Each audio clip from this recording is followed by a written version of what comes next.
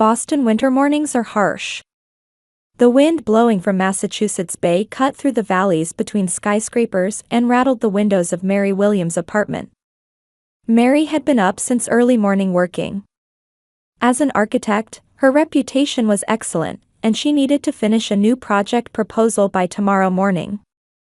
The phone rang, and Mary looked up from her drawings. It was her mother. "Good morning, Mom." "Mary, can you come soon for the final preparations for Ashley's wedding?" Judith's voice had a hint of anxiety. "We also have the final fitting for your dress." Mary sighed deeply. "I know. I'm planning to come in the afternoon. I'd like you to come by 11 if possible. Ashley wants everyone together for brunch." "But, Mom, I have a project deadline." "Work talk again?"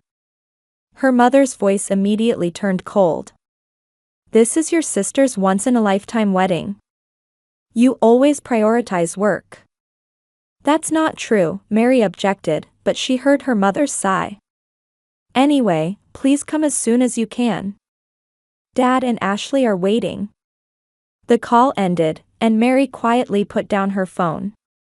Looking out the window, she remembered how since her teenage years, she had worked part-time at fast food restaurants to help with family expenses and earned money for her architecture studies. Meanwhile, her sister Ashley had received full financial support from her parents, attended a prestigious university, and now worked as a manager at a luxury boutique. A new message arrived on Mary's phone. It was from Ashley. "Mary, don't be late today. Jason's mother is coming too, so lunch with the whole family is really important." Seeing Jason Harrison's name, Mary flinched momentarily. Ashley's fiancé was a man Mary had met during her college years. It was a fact nobody knew, and something she could never tell Ashley in particular.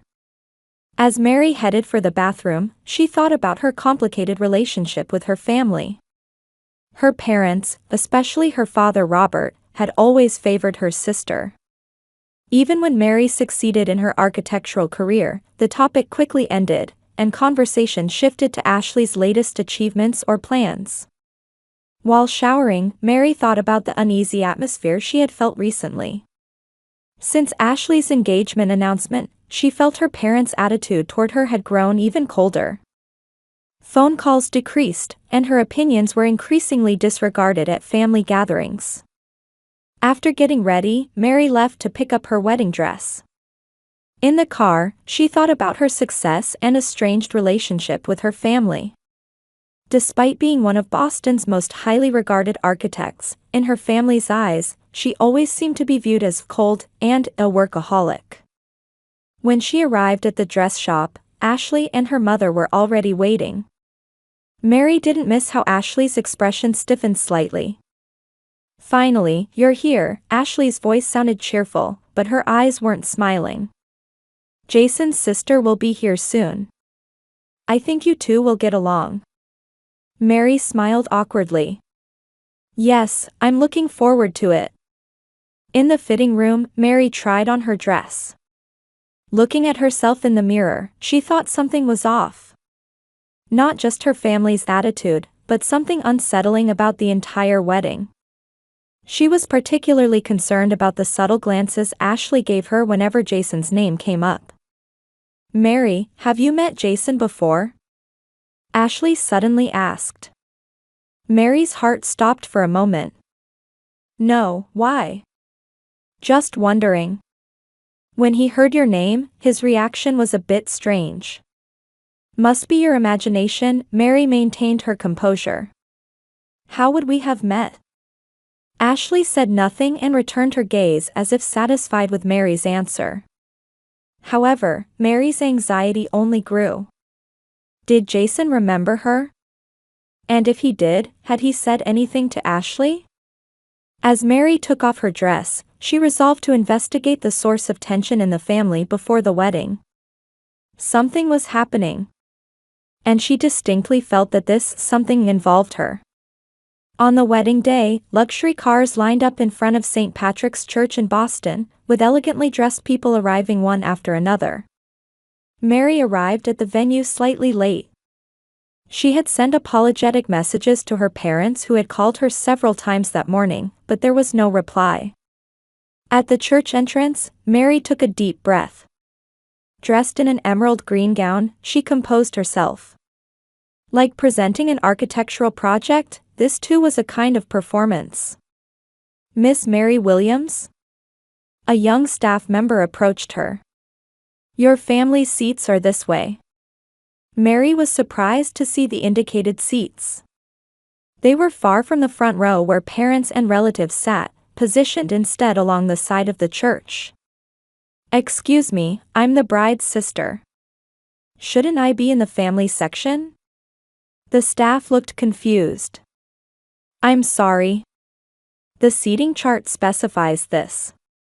Mary nodded quietly and headed to the assigned seat. Looking around the church, she saw her father and mother chatting with relatives in the front row. Although she must have been in their line of sight, her parents made no effort to look at her. During the 30 minutes before the ceremony began, Mary tried to approach her parents, but someone always intervened, interrupting conversations. Finally, she managed to speak to her mother. "Mom, my seat seems to have been changed." "It's not with the family." Judith glanced at her daughter and said coldly, "Ashley decided the seating. It's her special day, so we should respect her wishes." "But why just me?" "Mary," her mother's voice was low and restrained. "Today is Ashley's day. Don't cause problems." Mary stepped back at her mother's words. Problems? Was she suggesting that Mary had caused some kind of trouble? "I'd like to greet Ashley." "Where is she?" Mary asked. "She's very busy now," her mother answered without meeting her eyes.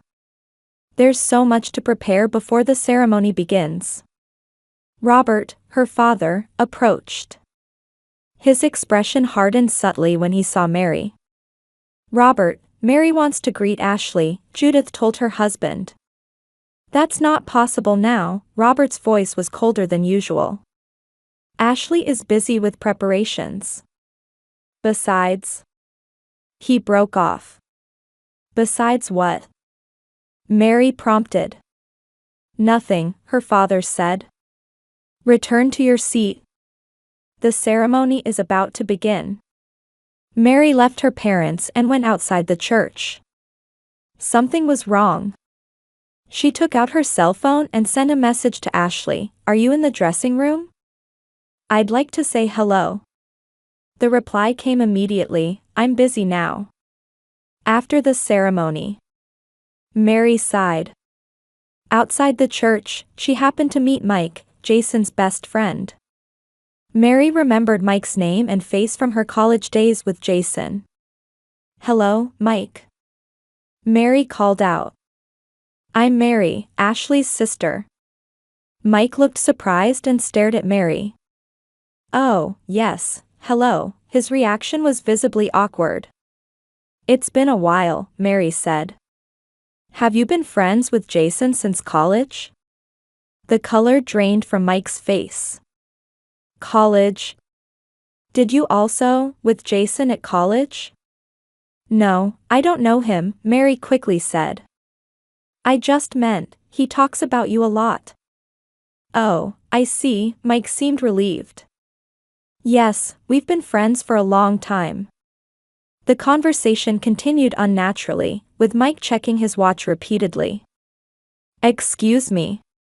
I need to find Jason," he said, hastily departing. Mary was confused by Mike's reaction. He seemed to be hiding something. As she walked back toward the church, she overheard Jason and Mike's voices from behind a small terrace. "Did you talk to her?" Jason's voice was tense. "Yes, just briefly," Mike answered. "But I don't think she knows anything. At least, she didn't act like it." "Good," Jason sighed. "Ashley thinks she knows something. That's why she's so nervous." "You really didn't tell her anything?" Mike asked. "About college?" Of course not, Jason's voice rose slightly. If I did, everything would be ruined. But she might find out someday. We'll deal with that when it happens, Jason said. Just don't cause any trouble today. Especially, stay away from Mary. Mary caught her breath. They were clearly talking about her. And Jason was hiding something from college. She quietly left and returned to the church. She tried to piece together the fragmentary information in her head, but couldn't see the complete picture. Jason was hiding from Ashley that he knew Mary. And that was making Ashley nervous. But why? Just before the ceremony began, Mary took her seat. Her mind was confused, but her expression remained calm. The church pipe organ resounded, and all attendees stood up. While waiting for the bride's entrance, Mary looked around the venue. Her parents' tense expressions, Jason's anxious eyes, and the curious glances directed at her from several people mixed among the guests. Not understanding what was happening, Mary watched Ashley enter on their father's arm. Her sister's face was smiling, but her eyes were cold and never once looked in Mary's direction. After the ceremony, the newlyweds exited down the central aisle of the church. Ashley's face was radiant with happiness, but Mary didn't miss how her expression hardened momentarily as they passed Mary's seat. At the luxury hotel ballroom serving as the reception venue, many guests had already gathered. Upon entering, Mary checked her seat at the reception desk. Williams, Mary. The reception staff checked the seating chart and showed a slightly confused expression. Ms. Mary, your seat is over there at table 23. Mary looked in the indicated direction. It was a small table in the corner of the room, furthest from the head table. As she approached the table, Mary realized it was 4 single guests, people who came alone, neither family nor part of the newlyweds' friend groups. This must be a mistake, Mary murmured to herself. However, the place card on the table clearly had her name printed on it. Mary slowly took her seat. The other people at the table directed curious glances at her. "You're Ashley's sister, aren't you?" an elderly woman asked. "Why are you sitting here?" Mary smiled. "Yes, I am." There seems to be some confusion with the seating arrangements, the woman said meaningfully. "I've heard a bit about you. Must be difficult."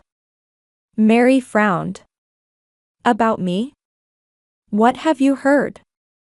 "I'd rather not repeat gossip," the woman said and changed the subject. Mary's anxiety only increased. It seemed some rumor about her was circulating among the guests. After dinner, the toast speeches began. Father Robert stood up and blessed his daughter and her husband with moving words. "Ashley, you are our light. We are proud that you have always put family first, being a loving and caring daughter." Mary stiffened slightly at her father's words. The phrase, "put family first," seemed to contain some implied criticism. As if to say, unlike her. As cake-cutting time approached, Mary wanted to offer congratulations to her sister. She approached the head table. Ashley was talking intimately with Jason, but when she saw Mary approaching, her expression clouded. "Ashley, congratulations," Mary said with a genuine smile. But Ashley didn't even meet her eyes and remained silent. She turned to her husband and whispered something. Jason looked anxiously at Mary. "Ashley, didn't you hear me?" Mary called again. "I'm wishing you happiness." Ashley turned a cold gaze toward Mary. "Thank you," her voice was icy. "Would you go back to your seat? We're about to take photos." Mary couldn't hide her hurt expression. "Of course," she said quietly and left. Feeling her heart pounding, Mary headed for the bar. Her head was spinning. She ordered a ginger ale and drank it quietly in a corner of the venue, trying to make sense of the situation. "Are you Mary?" Turning to an unfamiliar voice, a young woman was standing there. "I'm Carol, Jason's cousin." "Nice to meet you," Mary said. "Is it true you tried to seduce your sister's fiancé?" Carol asked bluntly. Mary nearly dropped her drink. "Excuse me. Everyone's talking about it," Carol leaned in. "That you had a relationship with Jason in college and now you're trying to win him back. That's a complete lie." Mary's voice trembled. "Who would say such a thing?" "Ashley," Carol shrugged. "She told the whole family. That's why everyone's avoiding you." Mary felt her world collapsing. Her sister spreading such lies about her. So that's why her family was avoiding her and being cold. "Excuse me," Mary said in a shaking voice and headed for the ladies' room.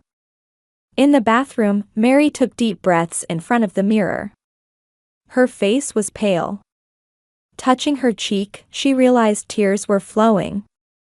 The door opened, and a woman in an elegant dress entered. She flinched momentarily upon seeing Mary. "Oh, you must be Mary," the woman said.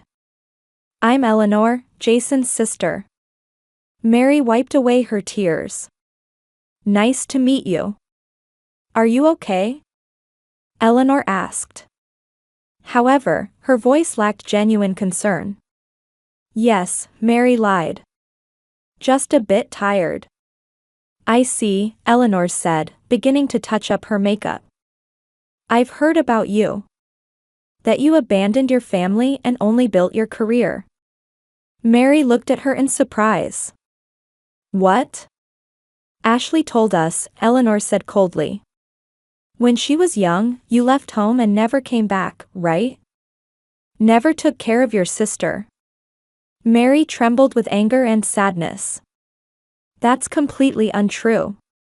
I left home for college, but I came back every weekend. And..." "Fine," Eleanor waved her hand. "It's none of my business.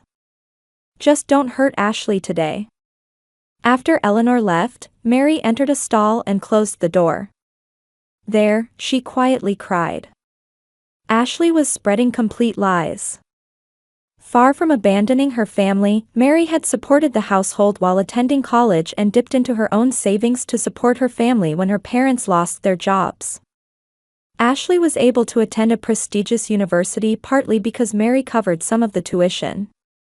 Taking out her cell phone, Mary opened an old photo. It was from college, showing her and Jason in the same classroom. They had indeed known each other, but there was no romantic relationship. It was true that Jason had shown interest in her, but Mary had avoided romance due to her family responsibilities. Everything connected. Ashley had learned about Mary and Jason's past connection and, out of jealousy, was spreading lies. And by telling her family Mary abandoned the family, she was tarnishing her reputation. Leaving the restroom, Mary's expression was filled with determination. She headed to the cloakroom and collected her coat. "Leaving already?" the cloakroom attendant asked in surprise. "Yes," Mary answered quietly. "I just remembered something I need to do." Before exiting the venue, Mary looked back one last time. At the head table, Ashley and Jason were cutting the cake, smiling for photographs. Her parents watched proudly. No one seemed to notice Mary was missing. Mary left the hotel and stepped out into the Boston streets where snow had begun to fall. She hailed a taxi and gave her apartment address. As the taxi pulled away, Mary endured the pain in her chest and thought. Her family didn't know her truth. They preferred to believe the lies. Arriving at her apartment, Mary sat alone and sorted through the truth. Her sacrifices and contributions had been ignored and distorted by her family. And now, she was completely isolated. Mary's apartment was wrapped in stillness. She poured herself a glass of wine and sank deep into her sofa. She was still wearing her dress. Outside the window, Boston's night scenery spread out, with snow continuing to fall quietly. With her cell phone on the coffee table, she was lost in thought. All the evidence to prove the truth was there: records of money transfers to her family, proof of payments for Ashley's university tuition, records of helping with her parents' mortgage payments. For the past 15 years, she had continued to support her family financially. But those facts had been painted over by Ashley's lies. Mary's cell phone began to ring.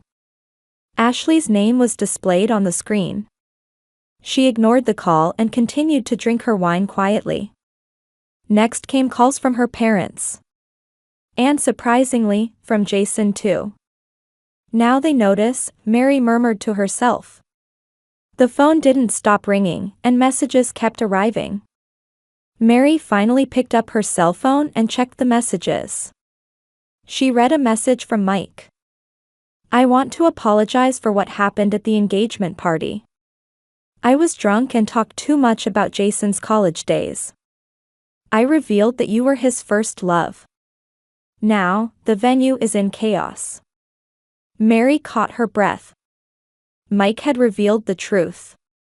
But that couldn't be all. The phone rang again. This time from an unknown number. Hello? Mary answered. Mary. An unfamiliar woman's voice came through. This is Eleanor, Jason's sister. We met in the restroom. What do you want? Mary's voice was cold.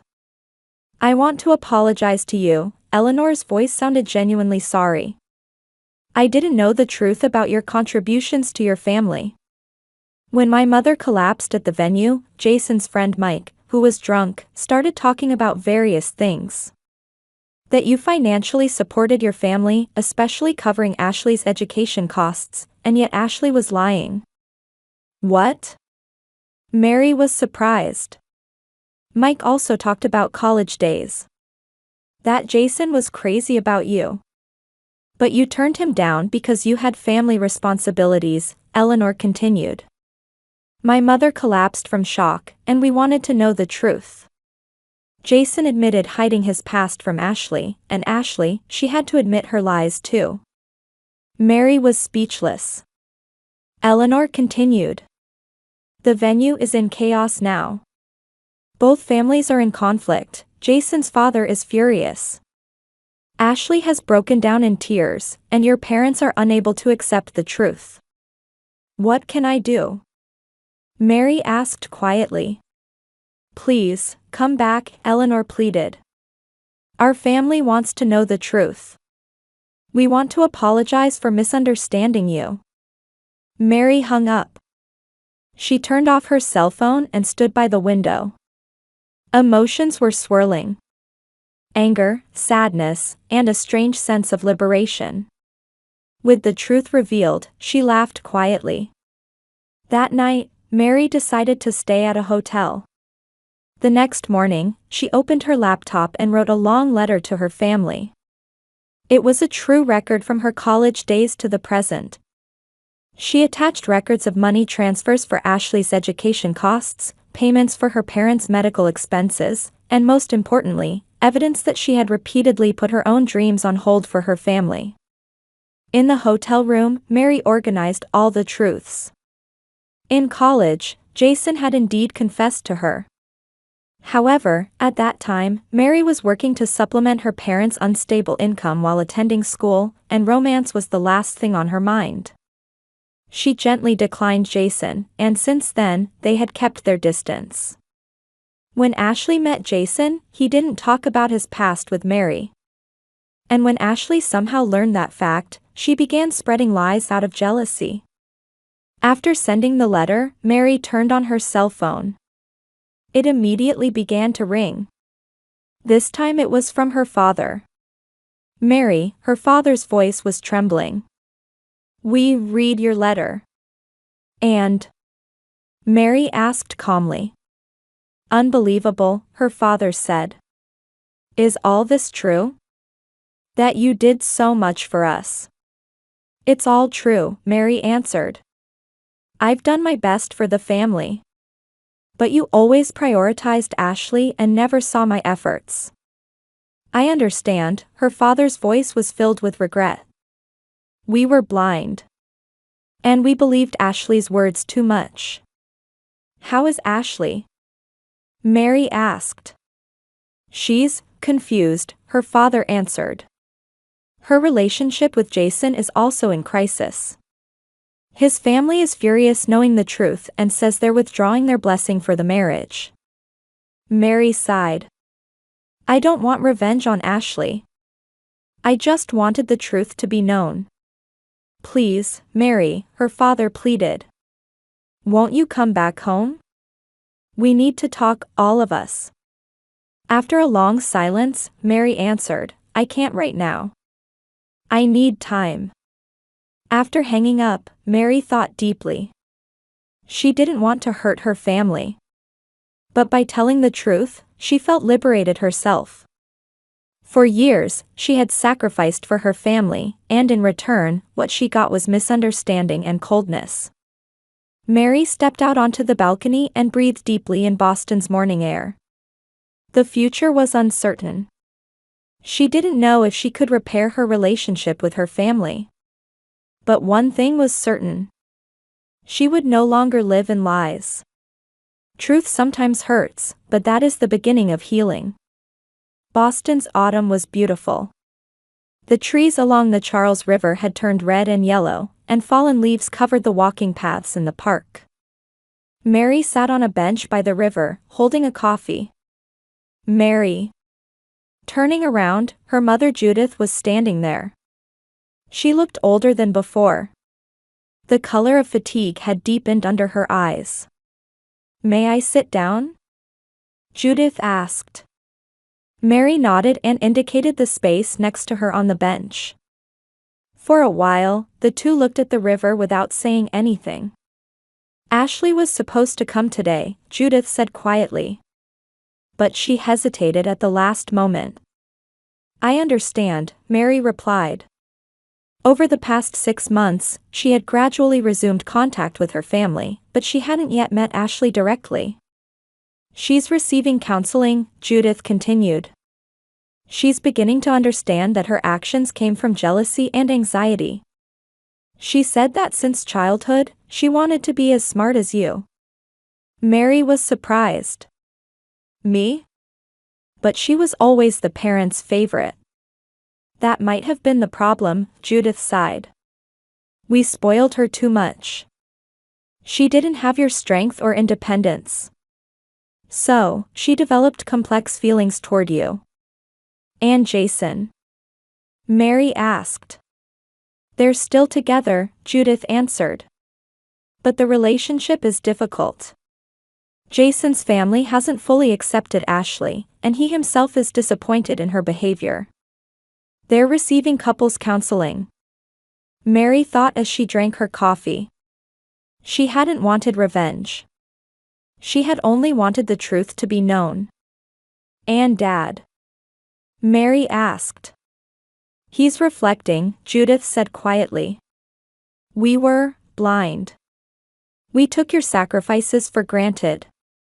Because you always took responsibility, we didn't realize how much we benefited under that.